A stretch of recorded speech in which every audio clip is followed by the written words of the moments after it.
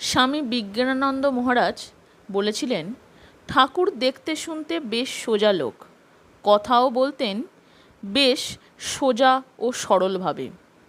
তার কথা শুনে মনে হতো বেশ সোজা কথা, কিন্তু পরে যতই ভাবা যায় ততই তার মানে বুঝে ওঠা ভার ছিল। আর একদিন কথা প্রসঙ্গে মহারাজ বললেন, প্রথম যেদিন ঠাকুরের মুখে শুনেছিলাম যে রাম যে কৃষ্ণ সেই এ শরীরে রাম ও কৃষ্ণ, তখন আমার তত বিশ্বাস হয়নি। পরে ঠাকুর একদিন তাঁর ঘরে দাঁড়িয়ে গম্ভীর হয়ে বলেছিলেন, যে বৃন্দাবনে রাসলীলা করেছিল সে এই শরীরে আছে।